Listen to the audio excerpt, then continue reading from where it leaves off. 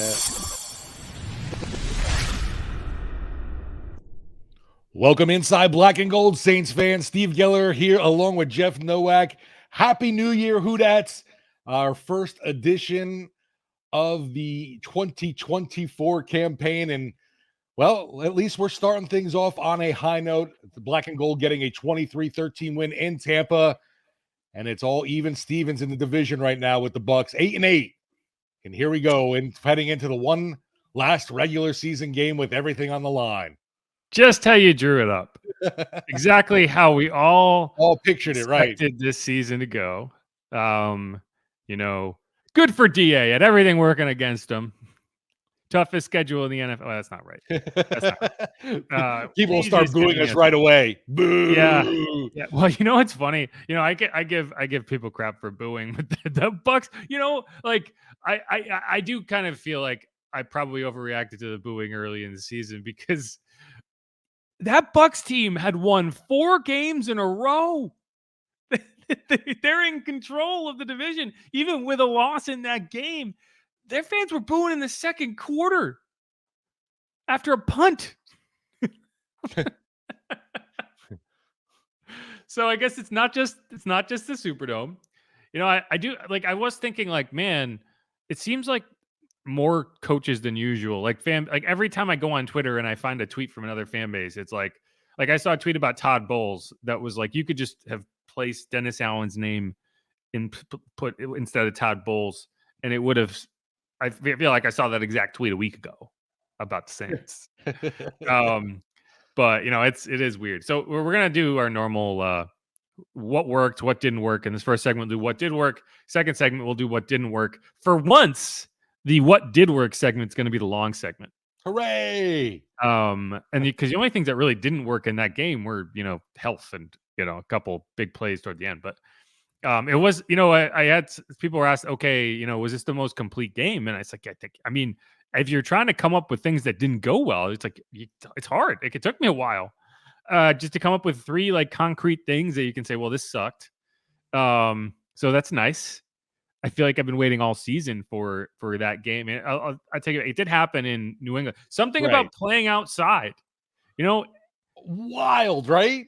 Everyone talks about kids playing a dome, right? Like they're better in a dome. So when you send them outside, they're not going to play well. Well, the last 2 games outside were the Patriots and the Bucs, and they have won those games 57-13. They went 7 quarters without allowing a point. So I don't know. Maybe I'm just saying the Saints should consider like a timeshare in Pensacola or something, maybe play a couple games there a season, because it seems like anytime they enter Florida, they dominate. Even the game, the Saints are 5-1 over their last 6 games in Tampa, which is crazy on its face. But then you consider the game they lost was a game they led 16-3 with 3 minutes to go. Right. So they dominated that game, and it was like a crazy comeback. So that's the loss. So I understand why Bucs fans are probably kind of annoyed, because even in the season where they feel like, oh, we finally got something here that's not Tom Brady, and they're just like, well, this is familiar. Yeah, the Buccaneers faithful there, they got upset real quick, and then they were saying even during the broadcast that fans were leaving pretty early. They were booing the decision to run on second down. That was I don't know if I've ever heard, you've heard boos, but it was wild. Just the decision to run, which was they were running the ball pretty well on the previous drive. And then it was they were booing that they weren't throwing it was something. It also was not full, which I was blown away by. It's New Year's Eve on the line, right? It's New Year's Eve. They have a chance to clinch the division, and you look in the upper deck, and there are just patches of empty seats. And so I don't want to hear it from Bucs fans. I don't. I really don't. Don't talk to me. Go beat the Panthers, win the division. Don't talk to me, because that atmosphere was embarrassing. But that's for another time. So we're going to talk about what did work here. Final segment, we're going to get into the playoff scenarios, because there are some. And then I also went through, and I want to talk about press box food and which is the best and which is the worst, because I've now been to 10 different stadiums. Trip, I can definitively say that one stadium is by far the worst. But yeah, so Steve, before we get, so what was your kind of read on the game? What did you see on the TV? Because it just felt like it was like, where has this team been all season, right? Yeah, and I was really surprised on how lackluster the Buccaneers came out, and they seemed to have, the no life, the nothing to play for. It didn't look like they were ready for the game, and yeah, the Saints was hell of impressive. Obviously, coming out right off the bat, that opening drive, a long, concentrated drive down the field that resulted in 7 points, and First obviously season. We hadn't seen that till the preseason game number 1. We were all kind of excited of, oh, this is what Derek Carr could be, and we just never saw it until then. And yeah, I was really impressed with the way the defense also showed up, obviously with the takeaways, but also their ability to control the Buccaneers' run game. Really didn't do much at all, and they took that facet away from them, making them one-dimensional. Even Lou Hedley, I thought, had a great day getting those punts inside the. No, you're shaking your head. Oh, no. Yeah, no, I go ahead. No, I was just impressed, obviously pinning them. And I know, I think you even tweeted out, said the Saints season record for punts inside the 20 this season. For all the crap he's gotten, good for him. Yeah, we can just skip ahead because, I think the rookie specialists, like mid-season, everyone like, cut the punter, cut the kicker. Everyone, right. I mean, I think both of them, if you're going to look back at these rookie seasons for these guys, and you're going to say, I think they were okay. Like they were actually pretty good. Like for rookies, you're going to have struggles. You're going to have stretches where things don't go well, and they did. And, Lou's came early in the season, right? Lou had his struggles in the first few games. There was inconsistency. The leg's never going to blow you away, but he's precise, and he can do so many different things. You watch him in warm. I urge anyone who's there to watch him punt in warmups and watch how many different punts he can kick. And like the point of his game is not 60-yard field flipping punts. The point of his game is it's not going to look guys deep, right, and to eliminate returns. And that's what he's done. And, he's probably punted way more times than he should have this season, but that's not on him. All he can do is kick the punts. And I think the second half of his season has been really good. Blake Grupe, he had a really rough stretch, right? We all were there for it. He started really well. He actually won the NFC Special Teams Player of the Week, and then he had a really rough stretch. He's missed 2 very short kicks, right?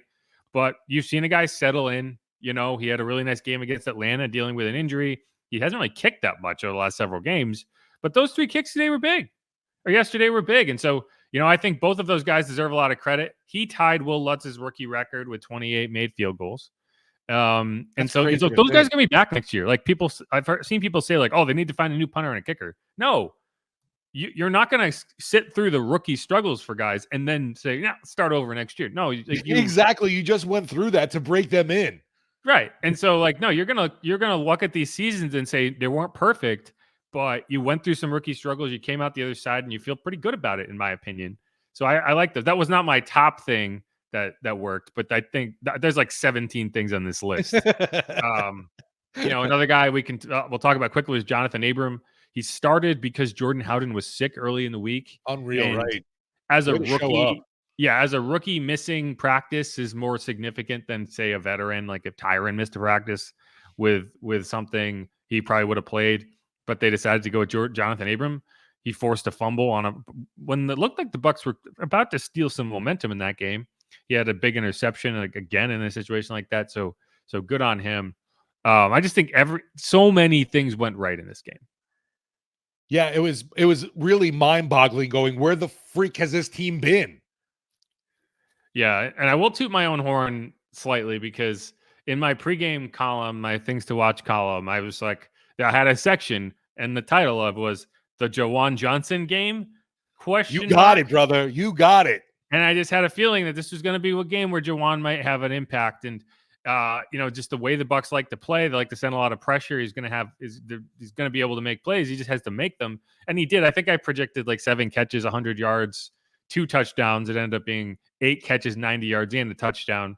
He was one long touchdown. And he had chances. I mean, he had 12 targets, so it could have been a bigger day. But, I just, the frustrating thing with Juwan has not only been that he has struggled. It's been that I don't think that the guy we saw in the preseason was a mirage. I think that guy has been there and we just haven't seen it. And it's a lot more frustrating to know it's there and to not get it than to just be like, well, he just doesn't have it. Right. And Dennis Allen, like, we'll talk a bit about this. Like, he's been quote unquote challenging people. That's been the term. I don't know what entirely that means, but he's just, he called Juwan out after that Lions game. He said, you've got to be better. Right. And that's not easy. Like, and since that point, he's caught 3 touchdowns in 3 consecutive games. Right. He's played a lot better. You've seen a guy that has just, been that big play weapon that you kind of need in the middle of the field, because the Saints don't have big bodied wide receivers. They have very slight of build wide receivers. So they can't really be the contested catch guy. They can make contested catches, but like you saw Chris Olave, he tried to, it was Rashid Shaheed that Derek Carr tried to hit on the slant in that game. And it was just like, that's just like, I love Rashid. He's never going to be that, okay, just box a guy out and make a catch guy. It's just not his game. So you need a guy like that. And that's what Juwan did. And he's healthy now. He did deal with a shoulder injury in that game. He hurt it on one of the first plays. And then, I almost wonder if he dislocated it slightly. Because the way he was holding it after he got up from that touchdown was like limp or, stiff. So, but no, good for him, because it's like I love Juwan. Like Juwan, it's one of those things where it's like you like him, so you want him to play well, and you're like, is it just because I like him as a person that I think he's better than he is? It's like, no, there's talent there. That catch, that somersault catch, yes, was incredible. He told me after the game that he learned that move from Chris Godwin when they were teammates at Penn State. That's funny. Yeah, and it's like it's a nifty little thing, because like when you're running like you saw, like Trey Palmer probably wishes he knew how to do that. Yes, he should have been hanging out with Godwin more. Right, because when you're losing your, like Chris Olave could say the same thing, because Chris Olave had the same fumble. Yep. And that little duck and roll thing, it just allows you to secure the ball and not have it kind of get scraped on the ground and come out, because it's the same situation, and it looks really cool. So I don't know. Maybe Trey should get with Chris and Chris Godwin and try. Maybe Trey and Chris should get with Chris Godwin and Juwan and learn how to do somersaults, because that's not how you want to fumble. No, that was definitely a huge point of the game, because obviously a huge chunk play that the Tampa Bay was able to pull off, and it seemed like it was weird how it seemed like roles were flipped in this game. All of a sudden, the Bucs were doing Saints-like things, and I was like, "Wow, okay, that seems like something that would happen to New Orleans." And Tampa just coughed that ball up, giving it away. That was awesome. This game felt like a shot-for-shot remake of that Week 2 game last year. It really did. But yeah, we'll talk more about the big play stuff in the what didn't work segment, because that was that final stretch. If Trey doesn't fumble there, it gets dicey. It's a little dicey, right? Because the time on the clock and the timeouts, but the biggest thing to me, the one, there's a bunch of stuff that stood out, but Alontae Taylor, we talked about Alontae Taylor a lot this week, and I just thought, like, the game he had, that interception, I got a really good look at it. It was pretty close to where I was standing on the sideline, and like halfway through the play, you could kind of see like because Alontae was in good coverage, but I think Trey Palmer is the kind of guy who just one-on-one, kind of like Rashid, where it's one-on-one. He's that fast that you'll just throw it up to him because you think he can go make a play. But Alontae was in great coverage, and you could kind of see like halfway through, his eyes lit up, because he was like, oh, he actually threw it, and he just undercut it perfectly, because he knew he was going to be able to get there, and it was just kind of cool.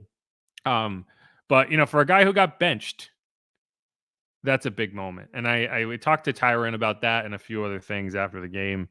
And so here's that interview.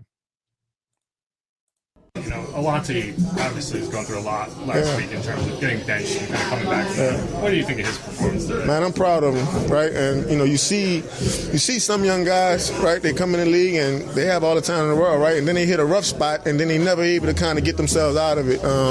So obviously, things have not gone always good for him this season, but he's responded well. I think being benched, on a nationally televised game, like that could kind of hurt the ego sometimes, right? And to see him come back to work, be one of the first ones in the building, first one in the meeting room, like you knew he was serious about this week. And so it's cool to see him like reap those benefits, right? Because we do all we could do sometimes, and we don't make no plays, right? And so it's kind of cool to do all you can do and make plays. So I'm cool. I'm happy for him. Is that, I feel like this is something that people don't talk about, is the kind of mentality and how you approach things. But is that kind of what you need? Everyone's talented in the NFL. Yeah. Is that kind of what sets apart players that get better over time as opposed to guys who just kind of plateau? Yeah, man. Listen, man. I think when a team calls your number or they call your phone, right? Like we all made it, right? And so some guys can get complacent in that.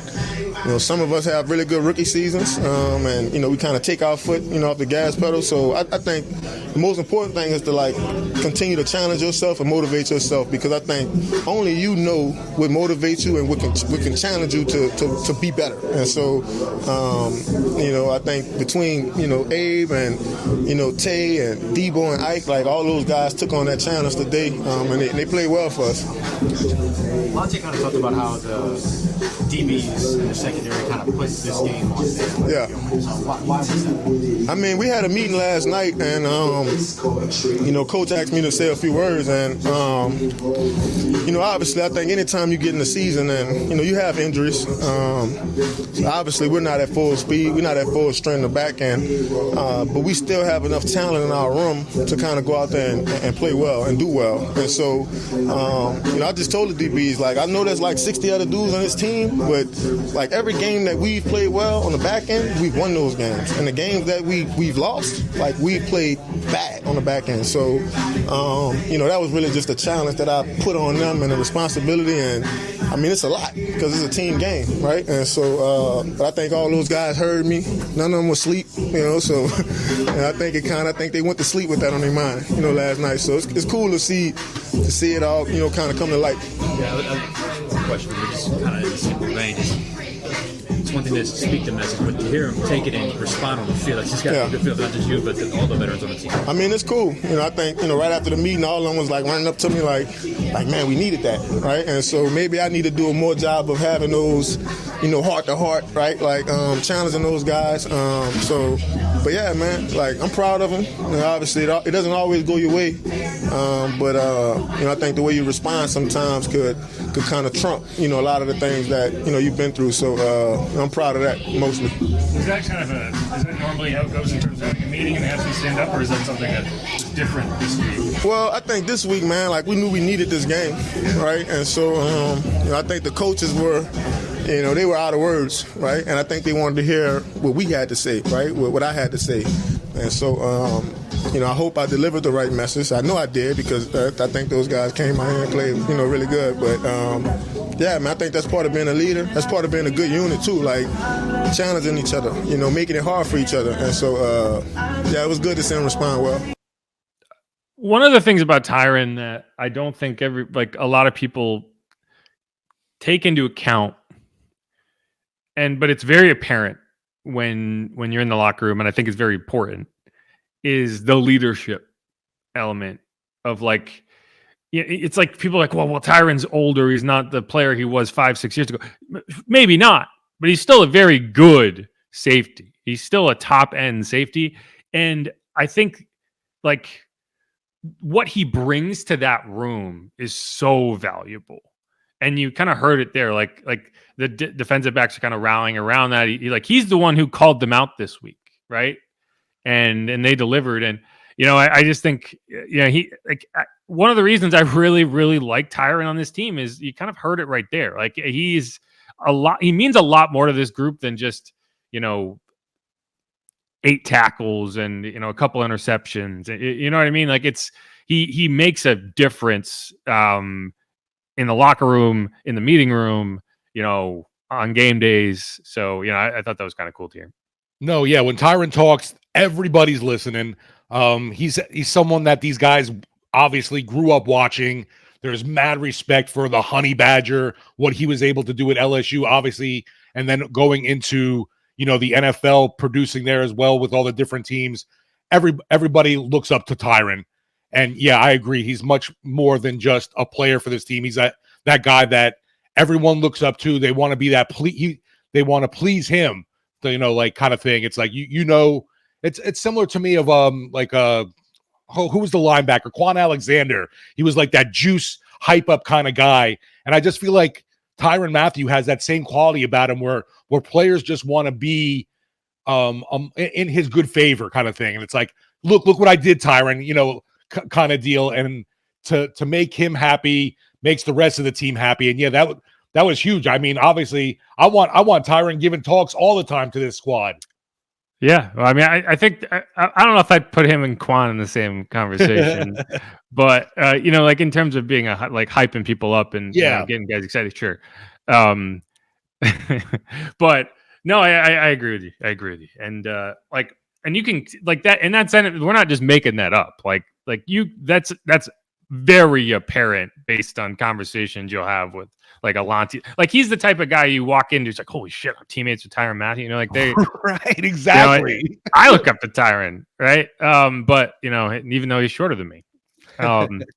But yeah, no. So I think and I think he brings up a good point there. In the games that the Saints have struggled this year, in a lot of cases, it's been because the defensive secondary hasn't made plays. Not necessarily gave up a ton of passing yards. This is a team that is up toward the top of the league in terms of passing defense, but they've made plays on the ball, right? They've taken it away. They've tackled in space, right? Alontae Taylor, one of the plays that probably won't get talked about is, they had Mike Evans on a screen and he had some yardage in front of him, and Alontae just kind of bumped out, made a clean tackle in the space. And Mike Evans is a big dude. That's not easy to do. He breaks tackles like that all the time. And so I just think they made plays. And the other thing you brought up that helps that group a lot is when you can stop the run on first and second down. And that was one of the big things that the Saints didn't do in that week 4 matchup. And the Bucs didn't run for a ton of yards, but they got positive gains on first and second down. So they ended up in 3rd and 4, 3rd and 6. The Bucs lived in 3rd and long in this game. And that allowed you to get Zach Bond on the field. He got a sack. He had a couple quarterback pressures. It allowed you to slim down what you had to worry about on defense, right? You don't have to worry about these screen plays close to the line of scrimmage, right? You don't have to. You can when you have 3rd and 10 or longer, you have a huge advantage in the secondary, and the secondary held up. So. Good for them. Good for Alontae. Good for Tyrann. Good for that whole group. Ike had a good game. It's funny because you heard it in that clip. There's a lot of nicknames in the secondary. It seems like everyone has a nickname, like all the way to the coach. They call him M-Rob. And then so you have Ty for Tyrann. You have Ike for Isaac Yadam. You have Tay for Alontae Taylor. They actually call Adebo Debo. They just lose the A and add an E. And they call him Debo. He called Jonathan Abram Abe. So anyway, I was very impressed with that group for sure. Yeah, that was definitely awesome to see. And it was huge bounce back for everyone as a whole, obviously, after that Rams outing. And man, you mentioned it, what a way for Alontae Taylor to come back and respond from being benched. Yeah. Bam. Your first NFL interception, which was long freaking overdue. We know he had that one called back a year ago. Yeah, sure was. And, I think one thing that gets underestimated in this conversation too is that 10 days of rest. Valuable, right? A little bit. Two of the Saints' best games this season have come after 10 days of rest. It was in Indianapolis and it was at Tampa Bay, right? Wow. And 2 of their worst games in terms of how they've started have been on short rest. And so I think one thing that, that Rams game was always going to be tough. I projected it as a loss in my projections early in the season for that reason, because 4 days rest is already tough enough and you have to go across country. And I think one thing that this game underscored was that this coaching staff did not handle that short week particularly well. The players didn't handle that short week particularly well. And they're not alone. Like, it's a difficult thing to do. But I think when you go back to watch that Rams game, you saw a team that wasn't ready to play. Right. But you go to this game and you're like, okay, well, they took advantage of the extra rest and they looked like the team that was ready, and the Bucs didn't. So you have that. I thought the offensive line had a really solid day. Obviously Cam Irving had to take over for Landon Young. And that was hell of impressive too. Yeah, after dealing with injuries, obviously no Ramczyk was available for this game. He's on injured reserve. And that was a thing to worry when you see about all these Tampa pass rushers from the rookie and Yaya and guys like Vita Vea. It was like, oh, crap. Carr's going to be running for his life in this matchup. And they did a hell of a job. Yeah, well, the pass protection was one thing. The one sack they gave up was really on Derek because he should have thrown the ball away, and instead he stepped out of bounds. The pass protection was good. I don't think it was perfect. I think the Saints have been doing a lot of things to help mitigate pass rush, and they handled it well. Don't get me wrong. But what I was more impressed with was the push they had in the run game, particularly late in the game when you needed to just ice the clock, right? And two other guys who I think had, pretty solid days. Jamal Williams, he got stoned a few times, but late in the game when you needed to pick up some positive yards on the ground, he was able to find some space. So I think the offensive line was able to generate some push in the run game. And by doing that, it makes life so much easier on Derek Carr. And like in the first half, Alvin had 45 yards on 10 carries. Like he was having success before he went out with that injury. So good on them. Hopefully Landon's not out too long with the knee injury. But the last guy I want to highlight, and he literally had one carry. He had one carry in that game, but it was a big carry, right? And it's Adam Prentice. He had one carry, but it was for 7 yards on 3rd and 7, and it helped them ice. And I think it was the next. I think he got a first down, and that forced the Bucs to burn 2 of their timeouts, right? And it's also, if you go back to that Week 4 loss to the Bucs, that was the last time Adam Prentice touched a ball. They handed it to him at the goal line, and he fumbled. Right. At their own goal line, at their one, and he fumbled. And that it came right after Isaac Yiadom had an interception that looked like it was like, okay, this is going to be a 7-3 game at halftime. Well, no, Adam Prentice fumbles, and you go in at 14-3. He has not touched the ball since then. He's gone to IR. He's gone to the practice squad. He's back. They needed him in that game because they only had one tailback in Jamal Williams after Alvin went out. And, that's a big moment for him. Like, fullbacks don't get a lot of chances. There's not a lot of redemption opportunities.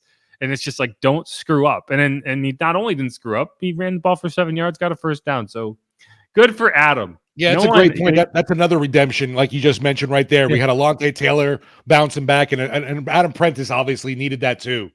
And it came against the same team, right? It was kismet. So good for him. It's like no one's going to be talking about Adam Prentice and his one carry for 7 yards. But, for him personally, I assure you that was a big moment. And Derek talked about it too. I asked him, and it was just like he was kind of, because that play would typically go to Alvin, right? And he turns around, he hands him the ball, and he's like, "Oh shit, Adam," because it's just like that's just not who you would typically be running that play for. Like he was in the game because Alvin was not, and Kendre Miller was also inactive. So I appreciate that. And yeah, that's all I got. Anyone else you wanna mention?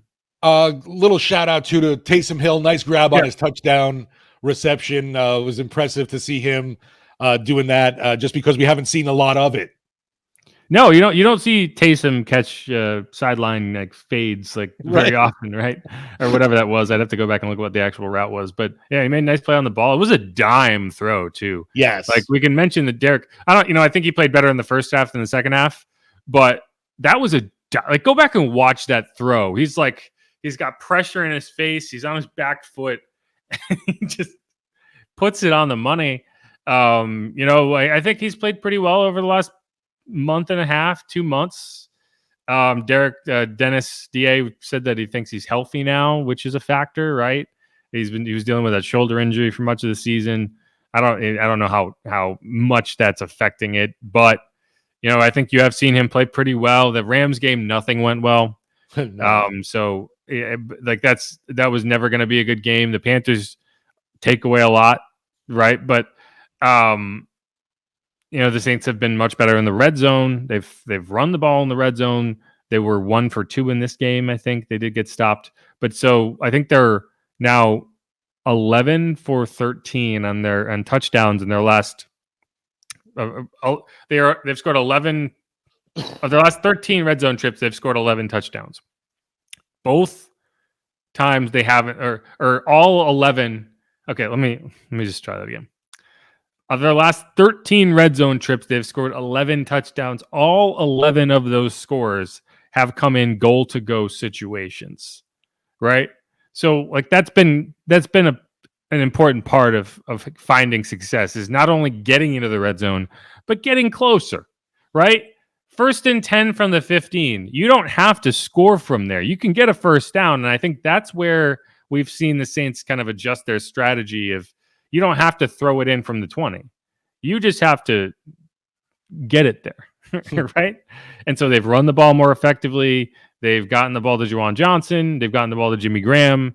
I just think the approach has improved, and so you've got to give the offense credit for that. Obviously things haven't gone perfectly this year, but I do think you've seen an offense improve as the season has gone on. So take it for what it is. There's going to be a lot to talk about. I told you before we came on here, I am taking full advantage of not talking about the offseason this week because we don't have to. There's meaningful football left to play. So I'm going to talk about the football. That's what I'm going to talk about. And next week, if things don't go right, then we can talk about the offseason because the offseason will be here. Maybe we can sway some of the, Dennis Allen haters that are hoping the team loses so he gets fired back to rooting for the team to win, because I think it's pretty obvious, folks, they are not going to get rid of DA after this season. No matter what happens at the end. I just told you I'm not talking about the offseason. Sticking to it. But no, I mean, I tweeted this yesterday, and I think sports is about the ride, right? Just take the ride. If you get too caught up in like, well, what, it doesn't matter. They're going to lose in the playoffs. It doesn't matter. There's no way the Panthers beat the Bucs, whatever. It's like, if that's the case, then that'll be the case. What's the point of getting pissed off about it when it's not even here? Like, I don't know. You got 1 week of football. It's meaningful, right? It's going to be exciting to watch, right? Yeah. Just do it. I mean, like the complaints will be here when you have, there's going to be plenty of time. Trust me, to complain, to say, fire this guy, fire that guy. Oh, the draft sucks. The draft, draft this guy. Well, why didn't you draft that guy instead of this guy? That's going to be here. Don't worry. It's not going anywhere. But you do have a week. Like I just think enjoy what we have left. Well, I mean, like, you're going into week 8. Like, think about last year. Think about week 18. You know how much that week sucked? We had to watch a game, that terrible game against the Panthers, like the worst game on the planet. It's like that's not what's happening this year, right? Like you have a game against the team you hate. Go get Arthur Smith fired, right? For DA, it's like first winning season, right? It had to happen at some point. Might as well be now, and. While they didn't get the 10 wins, I mean, you got to. I don't know. You can get to 9, or you're 1 off. I mean, so I'm just saying, you're right there. One thing that you can look at over these last 2 seasons and say, okay, this is a positive trait, is they finished strong in both of these seasons. Now, you got to find ways to be better throughout the course of your season, and that's not an excuse. But you look at the results over, you had that 3-game winning streak late in the year last year when they were left for dead and they gave themselves a chance, winning in freezing Cleveland, winning in Philadelphia. Yeah. Right. It's a team that didn't quit.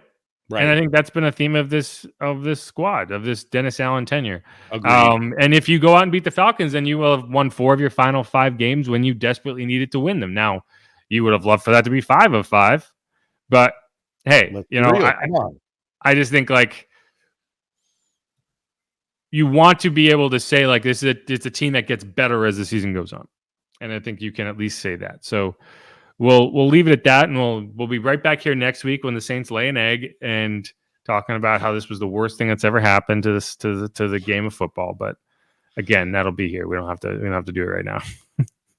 My wife's one of those jaded Saints fans, obviously, and she's already expecting the Saints to lose to Atlanta and then Carolina to win. Now that would be something.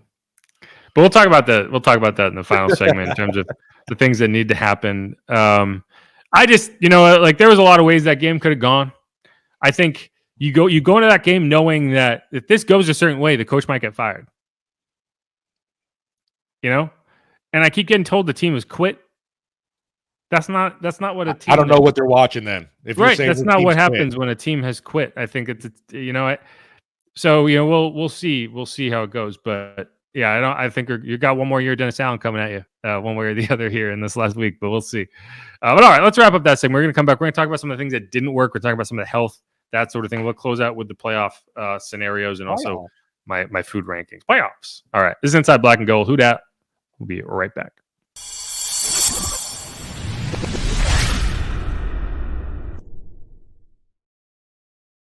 First and 10 at the 25, moving left to right are the Buccaneers. Back to throw is Mayfield, throwing deep down the sideline. He's got Trey Palmer. Palmer makes the catch all the way down to the Saints. Fumble because nobody touched him, and I believe the Saints got it. It is.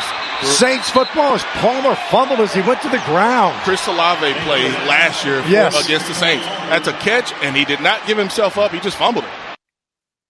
And we're back on the Fumble Rooski podcast. I mean, Inside Black and Gold, where no one can fall to the ground and hold on to the ball.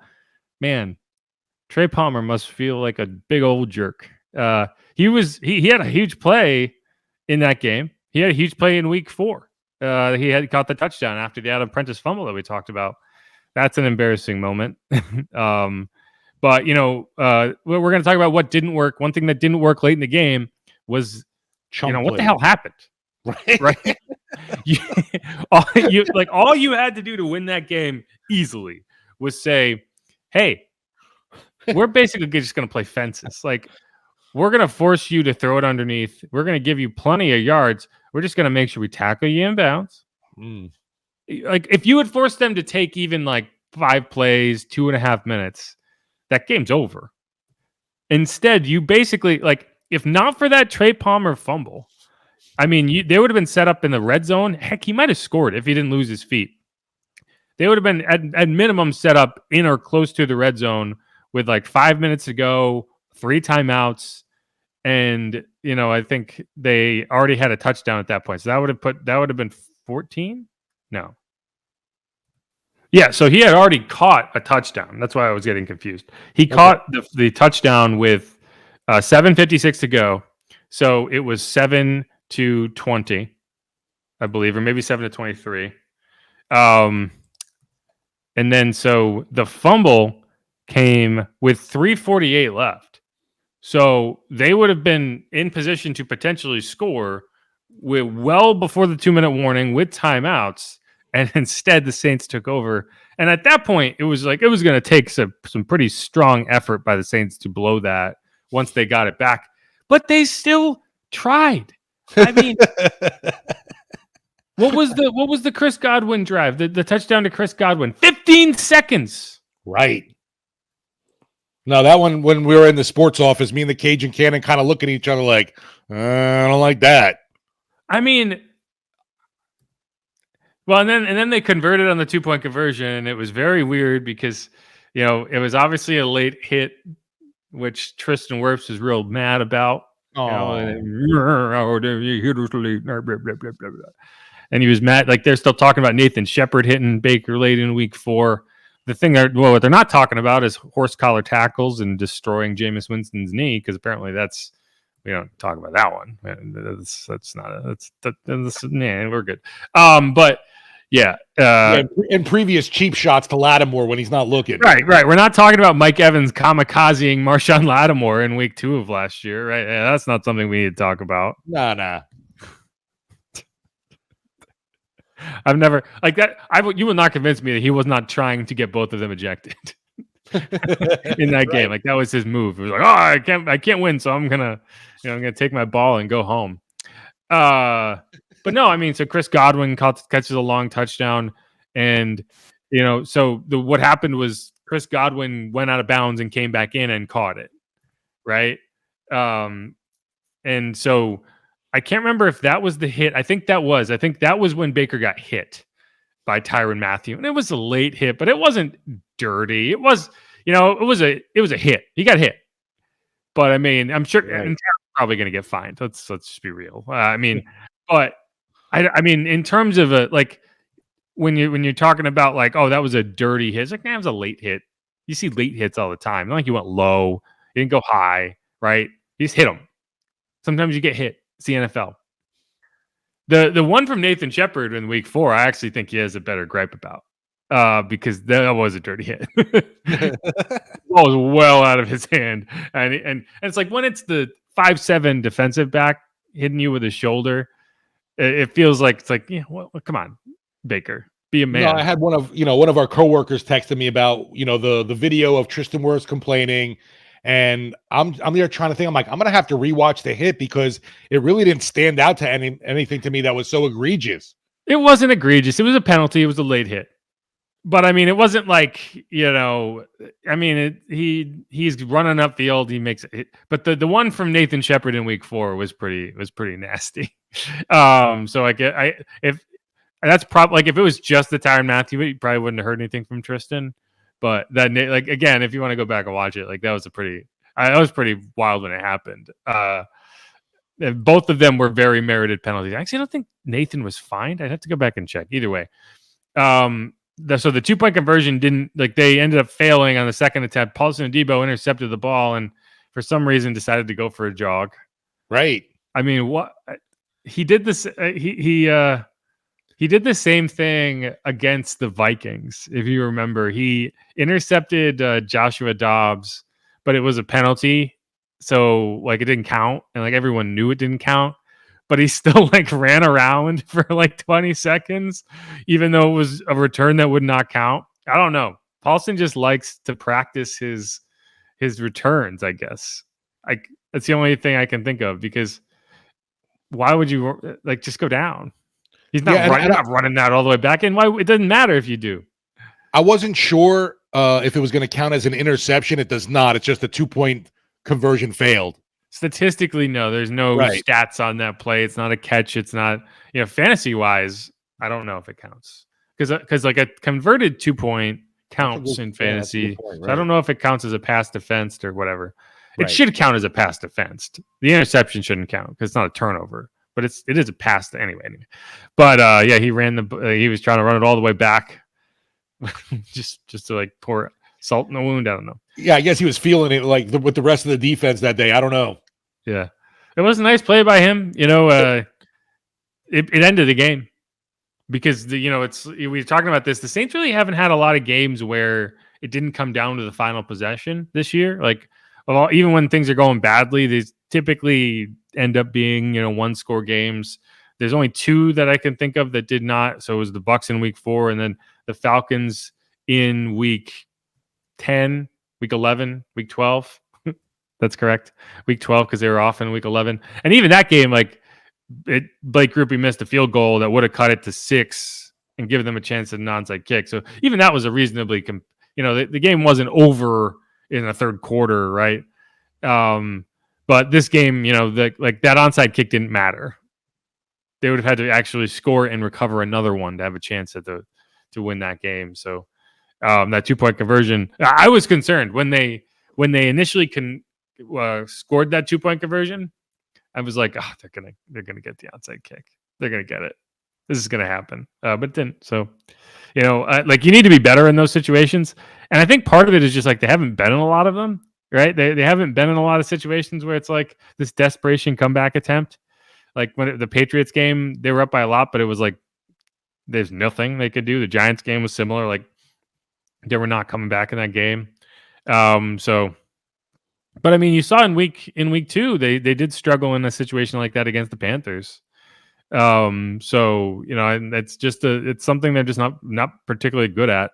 And I think part of it is they don't want to get out of their comfort zone in terms of, okay, we've been playing this way the whole game, so we don't want to suddenly start playing prevent and go into a shell. But at a certain point, you do. Like, it does benefit you to go into a shell. Like, if the alternative is they're just going to take shot after shot after shot, just go into a shell, guys. That's how you stop that.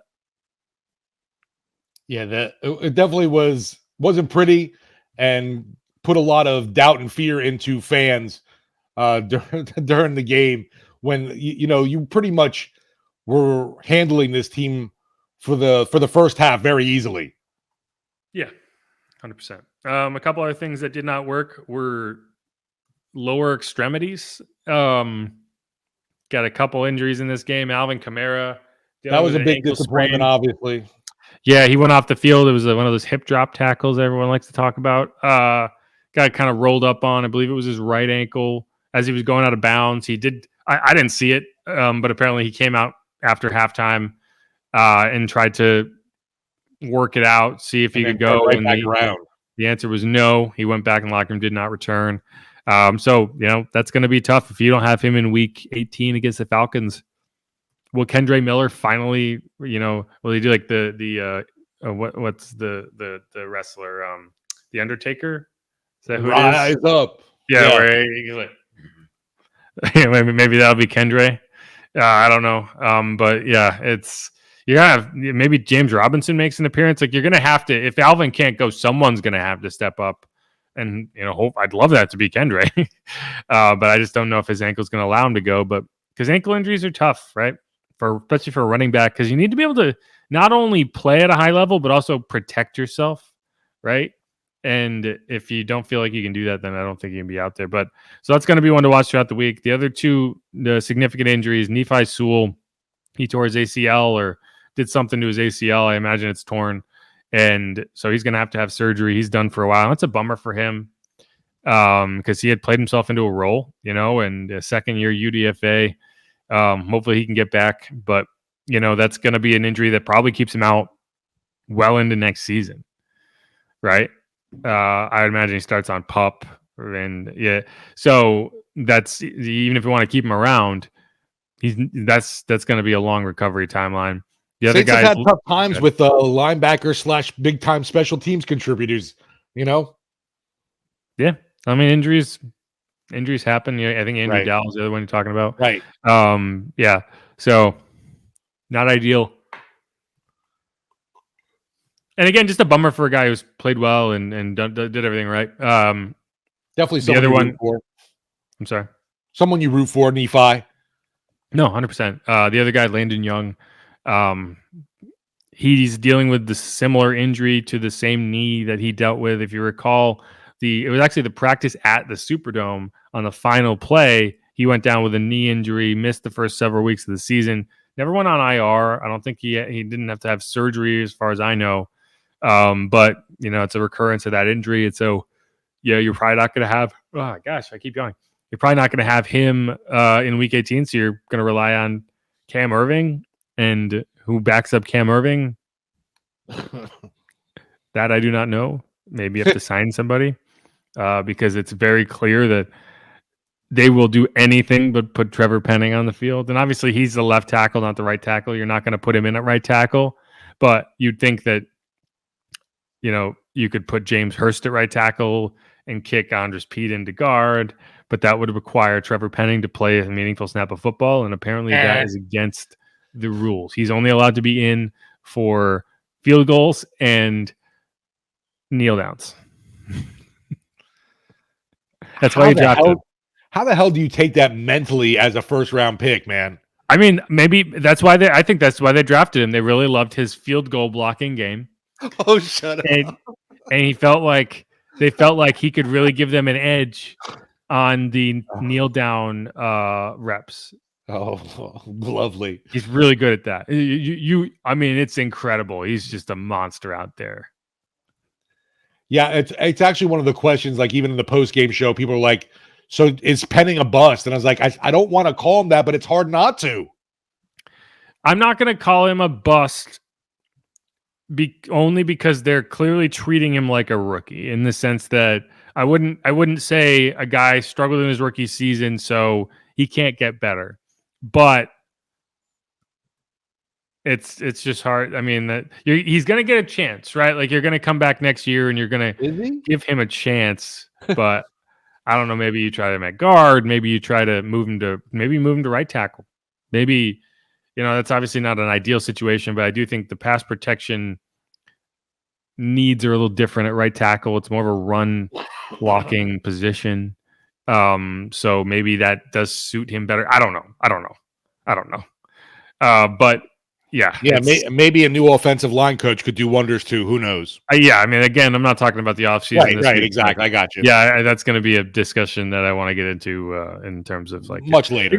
You have to try, right? Like that's been my biggest gripe from this season is you just gave up.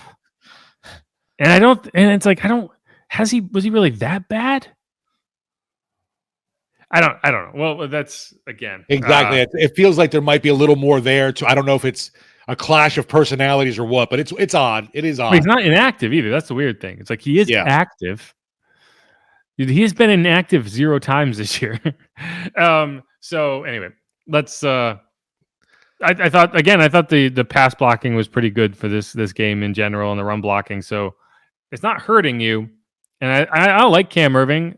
I don't know if he's necessarily in perfect shape right now because he was dealing with cramps late in that game.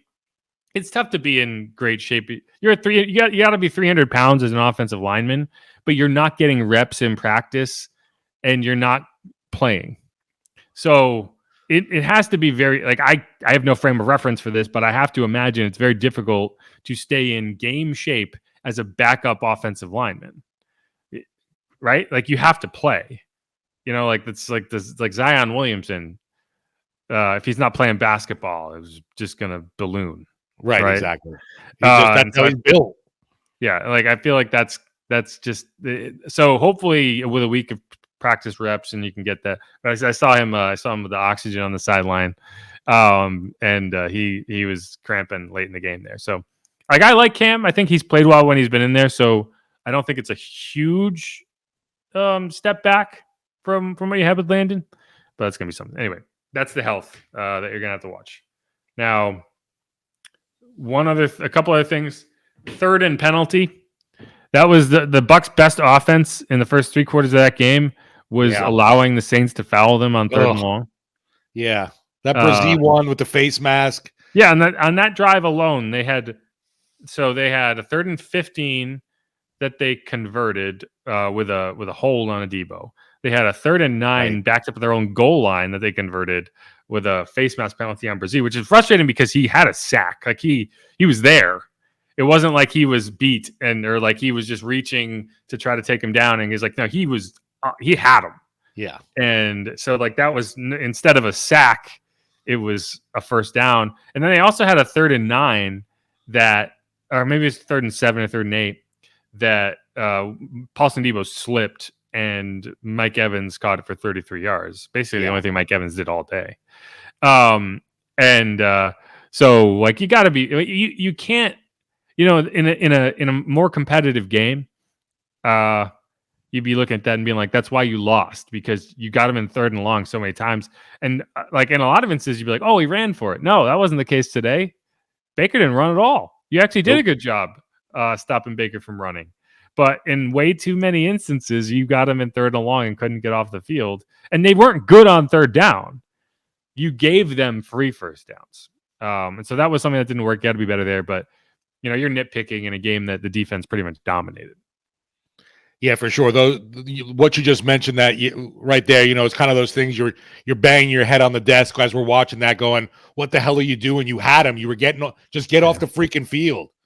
Yeah. And I think the pressure was really good in this game. Like that's one of the things we didn't really talk about because, again, there's 90 things we could – like there's so many things that they did well in this game that it's hard to look at and be like, okay, let's name them all. Because the pass rush, I thought, had its best game. Or maybe not its best game because you did get a bunch of sacks against the Giants, but its best game against an offensive line that isn't the worst in the NFL, right? Like the Panthers give up sacks to everybody. The Giants give up sacks to everybody. The Bucs aren't terrible up front. But the Saints beat them, and that's like you stop the run, you get after the passer, like that's what you need to do. No, and you mentioned it too right at the beginning. Is like this is a team you're facing that had been on a roll and put things together and had momentum, winning 4 straight, and you cut that off. Yep, agreed. Okay, one other stock down. It's the guy who showed up to the game with a bag on his head. Oh gosh, I'm glad you brought that up. I hate that crap.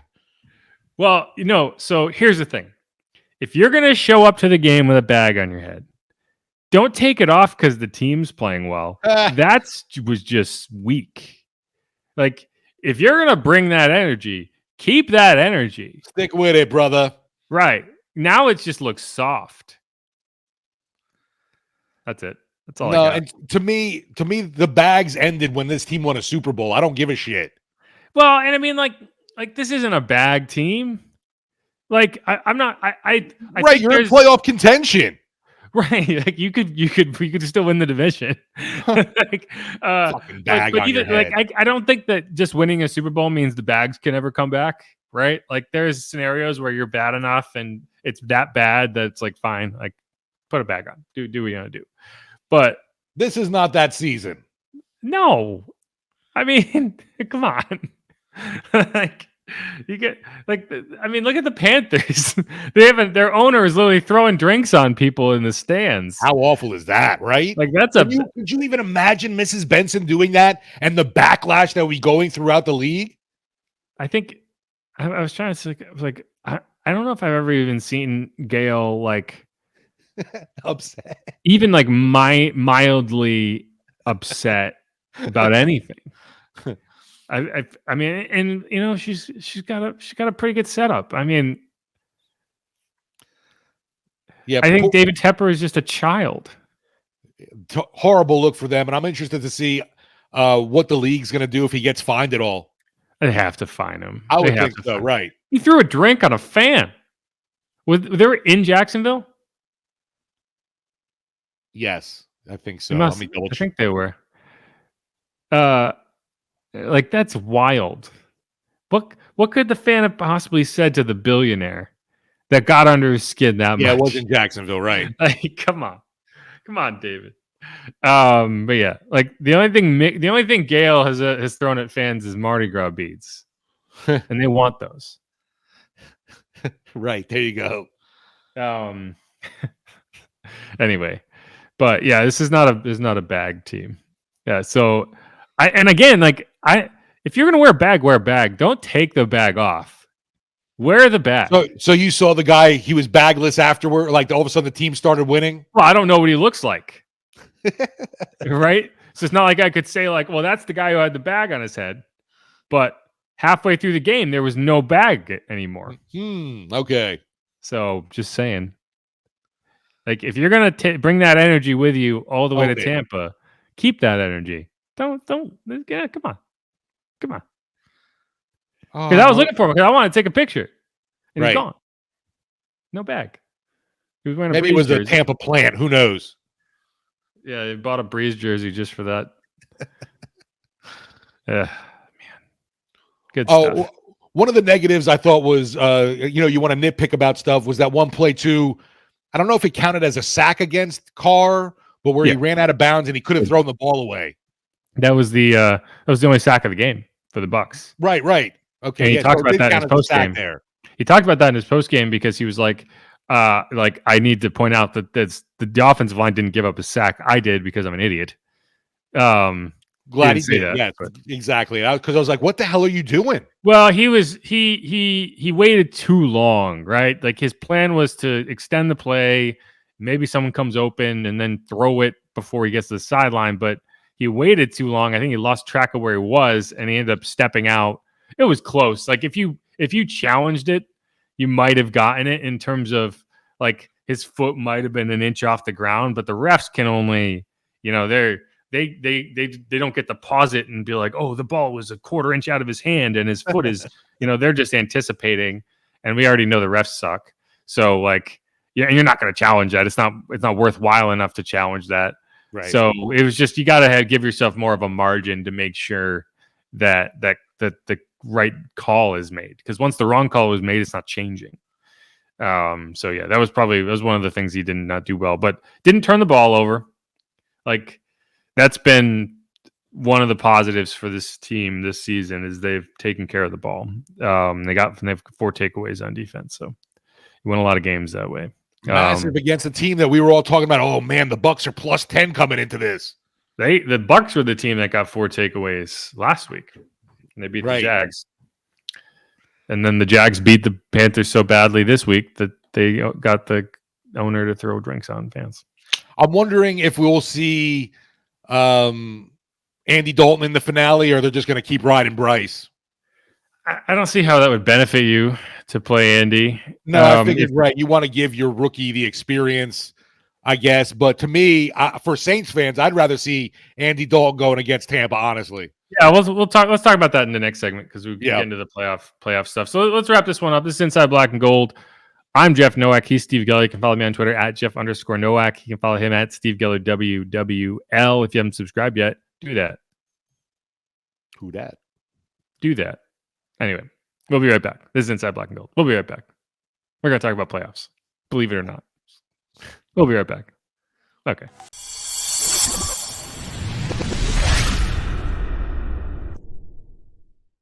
Playoffs? Talk about playoffs? Yes. We are talking about playoffs. The clip that will never go away. It's legendary. It's perfect. It is perfect. And this is Inside Black and Gold. I mean, yes, we are going to talk about playoffs, but we're only going to talk about them for a couple minutes, because it's actually, I tweeted this, it's don't confuse simple with likely. But what you can say about the Saints' path to the playoffs is it is actually very simple. We don't have to say like, oh, if this team wins and this team loses and they win the tiebreaker over them and it's a 5-way tiebreaker, and then it's just 4 games total that you have to consider in general. And so we're gonna talk about that. We're gonna explain exactly what the Saints need to have happen to either win the NFC South or win a wild card, both of which are still on the table. And then, when we're done with that, I want to tell you who has the worst press box food in the NFL. So we're going to do that. But, okay, so first things first, the Saints needed to win in Week 17 to retain any hope of making the postseason. They did that. That keeps them alive in the NFC South race, and it keeps them alive in the wild card race, because the other thing they needed to have happen was they needed one or both of the Rams and or Seahawks to lose a game. Thank you, Pittsburgh. Now, the Rams tried their best. They got taken to the brink by the Giants. It was a 1-point game.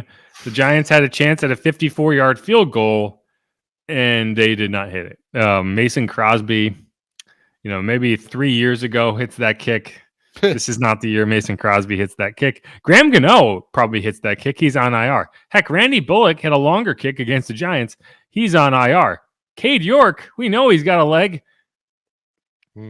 He's on IR. So they went with Mason Crosby, and they didn't make it. So the Rams have basically secured themselves a playoff spot. And so everything came down to the Seahawks in terms of the wild card. The Seahawks lost to the Steelers. So that keeps things alive for another week in the wild card. But first, let's talk about the NFC South. So the Saints are 8-8. The Bucs are 8-8. The Falcons are 7-9. All 3 teams can actually still win the division, which is kind of crazy. I can't remember the last time you got to Week 18 with 3 teams in contention to win the division title, but they are.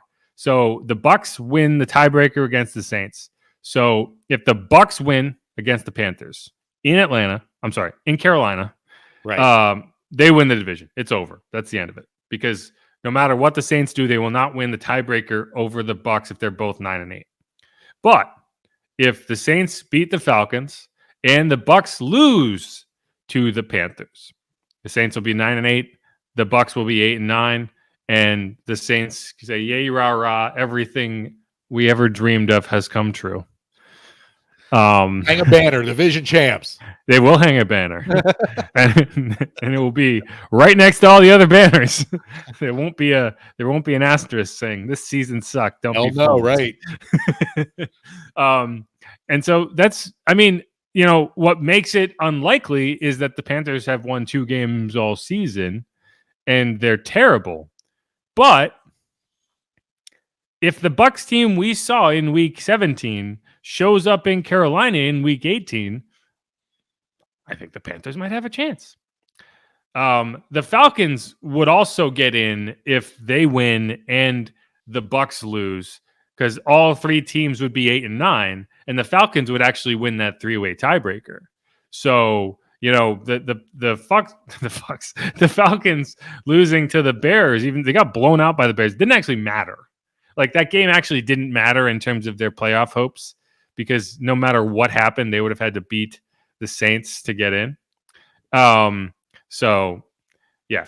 But he's happy too, Jeff, that we're not looking at a Carolina squad going, well, we're going to tank this game because we got to keep our first round pick status. That we don't have to worry about that at all because we know the Bears own it and they don't give a damn about that. And it's even locked up anyway that Chicago's got the number 1 overall pick. Right, that's what I was about to say. Even if the Panthers did own that pick, right, it's number 1. It will not change because they have a 2-game cushion on the next closest team, which I think there's a couple teams at 4 wins. But yeah, that's kind of funny. So yeah, like that's the scenario that you can look at and say, well, at least they will give a representative effort. Not like I've talked about this, the Eagles in 2020 pulled Jalen Hurts at halftime because they wanted to lose that game and protect like whatever pick it was. I can't recall, but it would have changed had they won.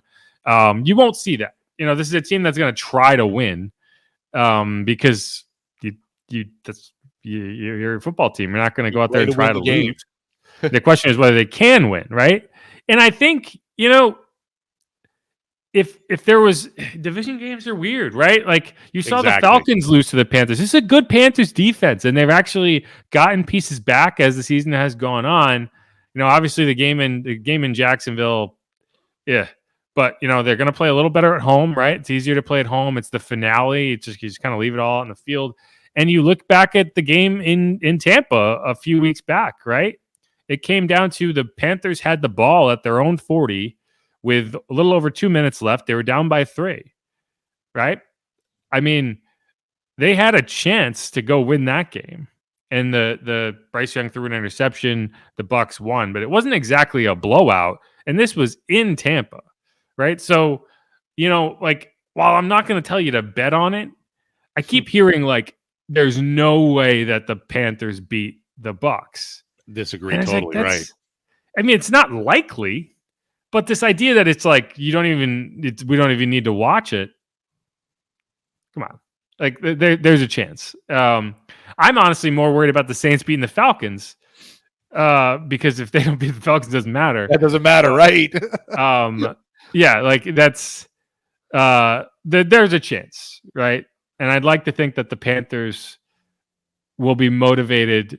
I think as a team, it's like you can get yourself up to ruin someone's day.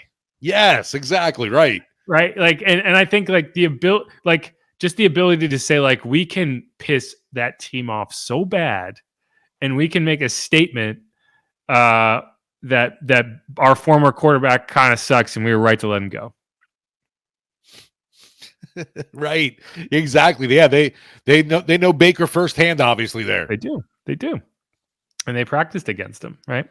So, yeah, anyway, let's, we can go on from there, but, the nice thing is, so those 2 games are at noon, so they'll be happening simultaneously. So scoreboard watching a lot. Be scoreboard watching. It's going to be frustrating because there isn't really a well-seen scoreboard in the Superdome. Like in Tampa, they have a board throughout the entire game that's just flashing between the scores and like showing like where the plays are. And in the Superdome, it's like they'll show it, but it's not easy to see. Like, so I'll have to be checking that on my phone, which won't work. I was gonna say, don't worry, that great Superdome internet will help you out. I'll have to keep asking Robert, like, oh, what's the score? But yeah, so that's that one. So if that goes well, if the Saints win and the Bucs lose, then the afternoon games don't matter. You've won your division, you're the 4th seed, and you host a playoff game. Hosting, that's amazing. It is. It's crazy. It's crazy. And you probably host the Eagles. a team that can't beat the Cardinals. And what's funny is Cardinals beat Dallas and Philly this year. Unbelievable.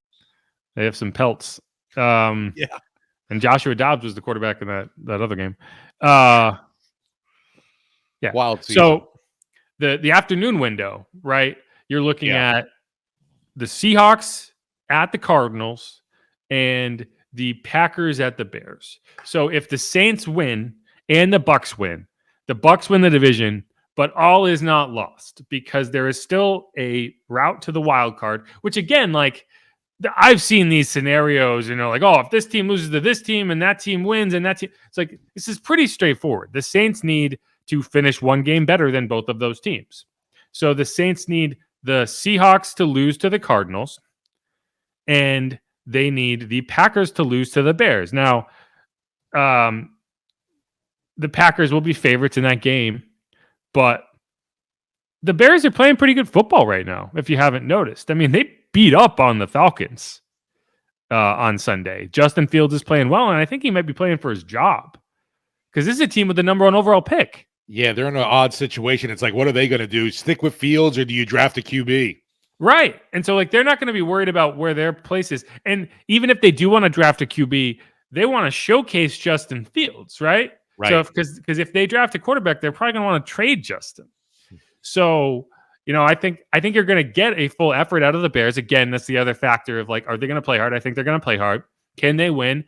Yeah, I think they can. It's a division game. They got to go to Green Bay, but, I feel like there's a chance there. It's not a walkover. Again, it's not going to be a team that's tanking. The one I am concerned about is Arizona because they beat Philadelphia, so they already got that feel-good late season win that kind of is going to send you into the postseason with like, hey, okay, we've shown that we're better than our record is. They have Kyler Murray. He's playing.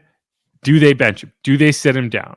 That's what I'm wondering about because you don't want to get Kyler Murray hurt in a game that doesn't matter, and because you don't want to go into next season dealing with the same shit you went into this season. And you look at it, and the Cardinals are one of 3 teams sitting at 4-12, and there are 3 more teams sitting at 5-11. So if the Cardinals lose this game, their pick will be no worse than 4th and could be as high as 2 if the other teams win. Wow, right. If they win this game, their pick is at best 4th and could be as low as 7. If they win and the other 3 teams at 5-11 lose because their strength of schedule is better or worse, I don't know. They would end up on the wrong side of the tiebreaker. So that's math that, I've seen teams tank for less than that. It's not a dissimilar situation to where the Eagles were. So I worry that you're going to get to halftime of that game and they're going to be like, yeah, we're going to protect Kyler. We're going to get him out. And you end up losing that game because I don't know who's Colt McCoy. Who is their backup? I'm not even sure. I will say, man, Kyler ripped apart the Eagles. I couldn't believe it.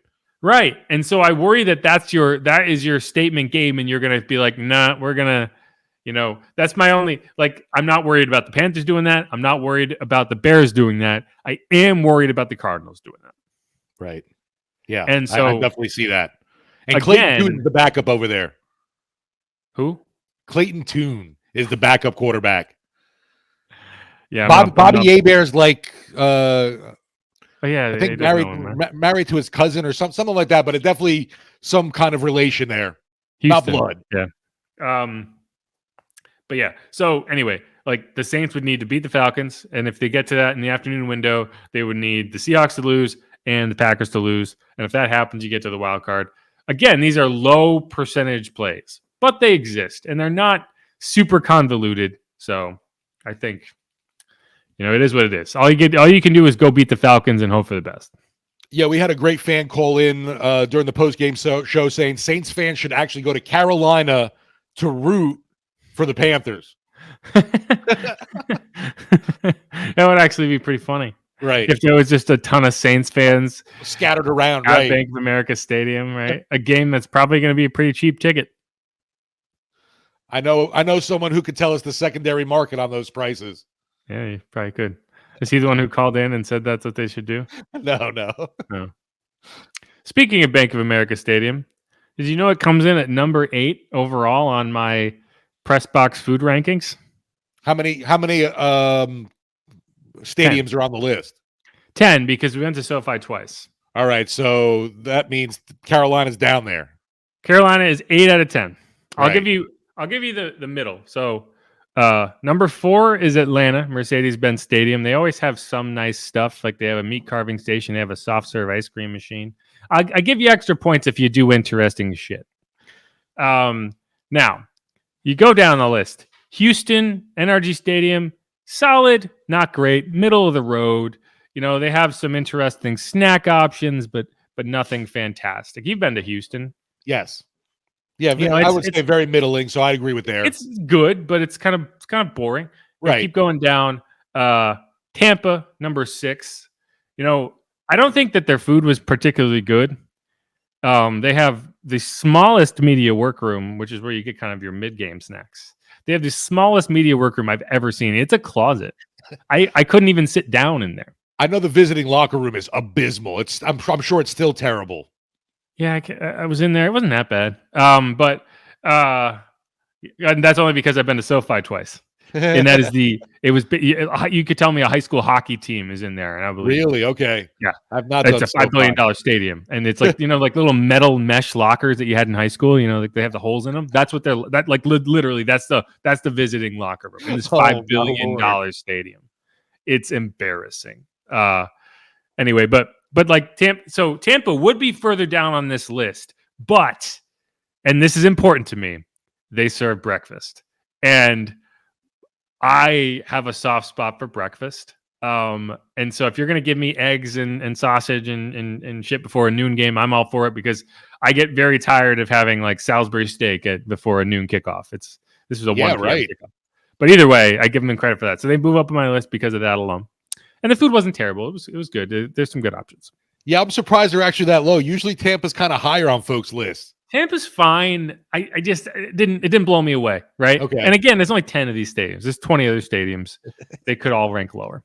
The next one, Minnesota, just not memorable to me. Like kind of just bland, boring. Kind of like Vikings fans.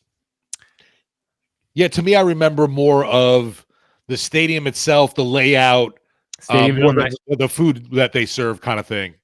And again, it's like, so that's 7th, kind of, like Carolina is next, they're 8th. And I kind of feel bad because I just don't remember it very well. And that's part of the reason I'm downgrading Right, leave that impression for sure. Well, it was in week 2, so long ago that I just don't really remember it. But it wasn't memorable, so that makes it low. Maybe next year when I go, I'll feel differently. It was also a night game, so you get a slightly different menu for the night games. 9th, SoFi. That's ridiculous. Embarrassing. Yeah, I was going to say, I have not been, but obviously the money you spent on that stadium to be not, your media dining should be a hell of a lot better for that. Yeah. So SoFi is kind of funny because, it's one of the stadiums where the broadcast area is separate from the press box area. Right. So I'm speaking from the broadcast area. I don't know exactly what they serve in the press box, but it's like 90% prepackaged. Like you get like a sandwich in shrink wrap and stuff like that. Like the nice thing, and the reason it's 9th instead of 10th is because they do have decent prepackaged stuff. Like I can grab, like cold brew coffees and stuff out of the vending machine or the fridge. Yeah. And that puts it above the number 10 team on the list, which I will keep secret for now. And like then you can get like boxes of M&Ms and stuff like that. Like that. Right. That helps. I love that stuff too. That boosts me up that I can throw in my bag and head to the sideline. But again, like you just bought that. That doesn't mean it's good. Like you bought me M&Ms. You're just trying to butter me up. Like, nah. Okay. So now we're going to go back up to the top. So number 3 on my list. And I was surprised by this, but it's Foxborough. It's New England. Okay. And part of it is because I'm from New England, right? And I'm partial to a good clam chowder. And it was kind of a cold day. And I mean, that clam chowder slapped, man. It slapped. And again, it's another one of those stadiums where the broadcast area is, like it's in a different area from the press box. So again, I don't know what was in the press box, but if there was anything like what we had in the broadcast area, money. And it's like I love me some clam chowder, and it was hot, it was good. It got me ready. But that's number 3. Have you been there?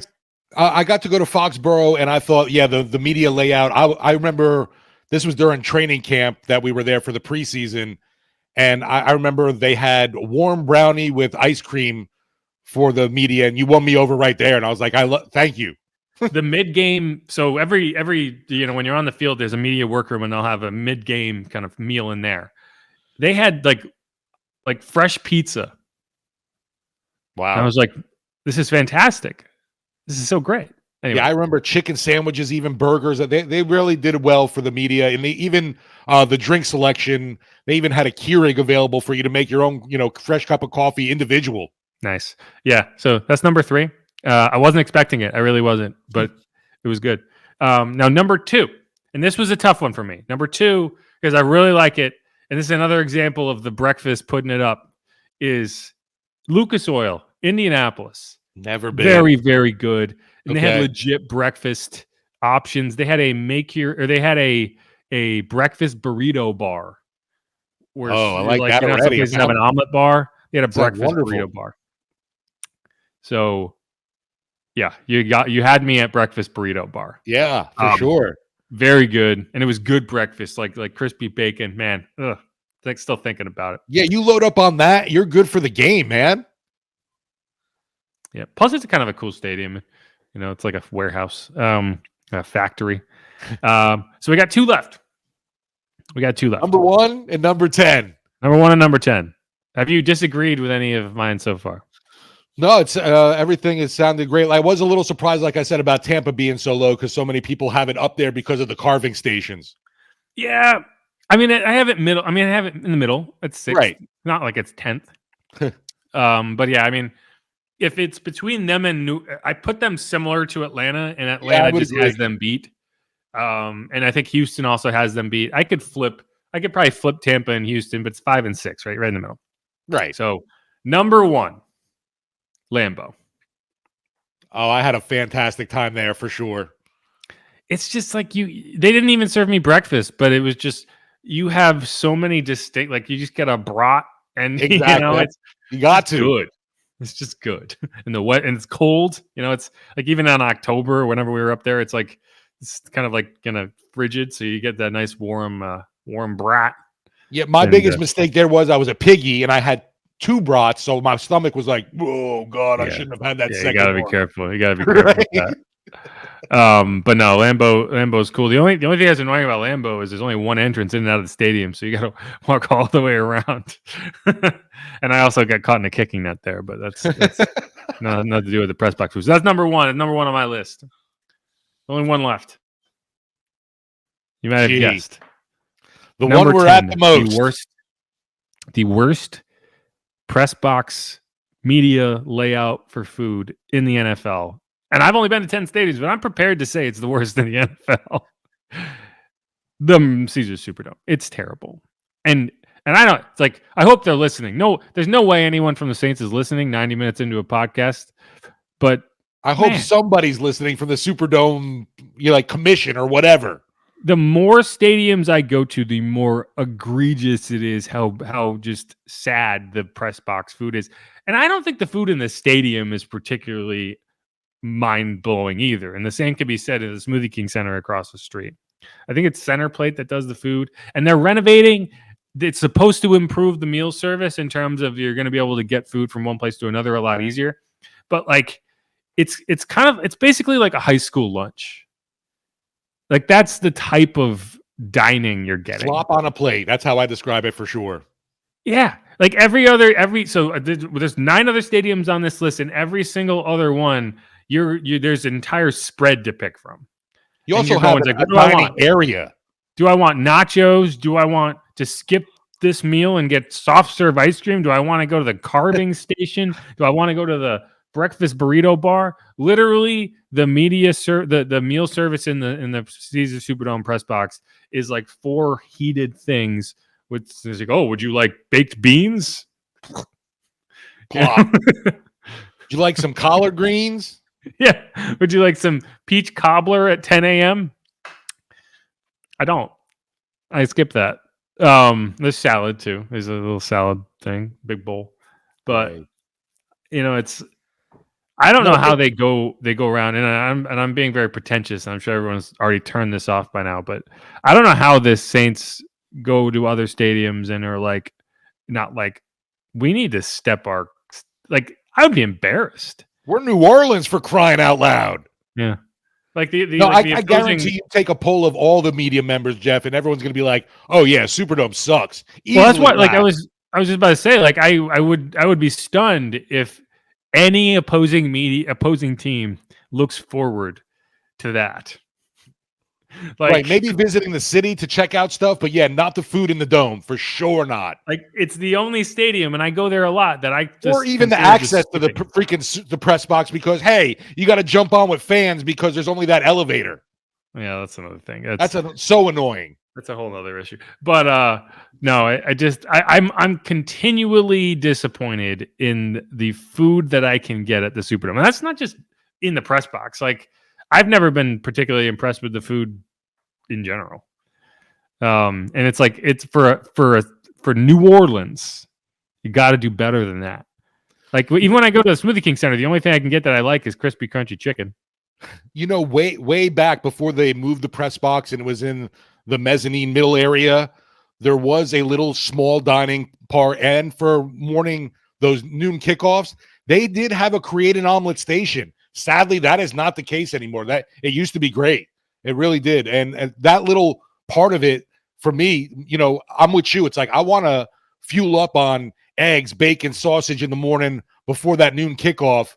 And they had that there. And just when they moved it all the way up to the top of the roof, there's that, you know, the chow line where the slop comes on, and yeah, no more create an omelet, unfortunately. Yeah. I'd like an option that isn't mystery meat and peas.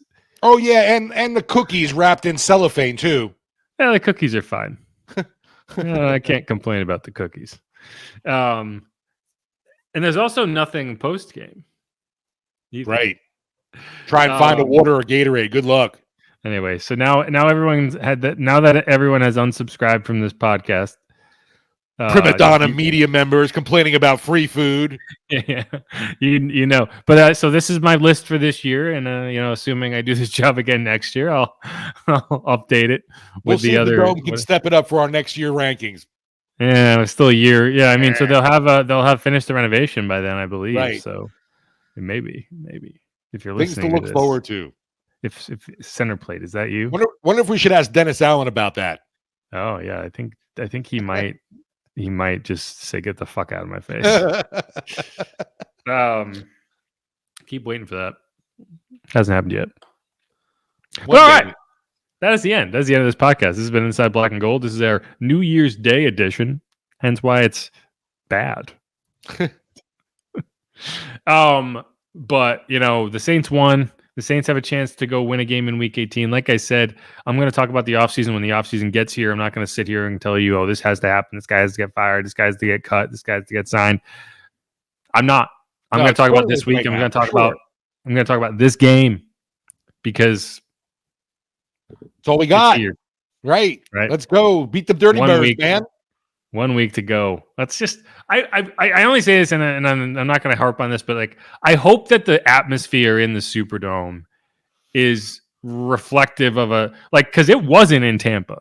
It was not. That stadium did not feel like a team that was playing to win the division. Fake fans. And I hope that the Superdome energy is there, and I think it will be. I have a feeling it will be. So I'm looking forward to that. But all right, that's it. Anything else, Steve? Happy New Year, Hoodats. And yeah, let's get a win against Atlanta, and we'll see how it all shakes out. As the team says, we can only control what we can control. So let's go Saints. Let's go Saints. Who dat? BZL. Peace.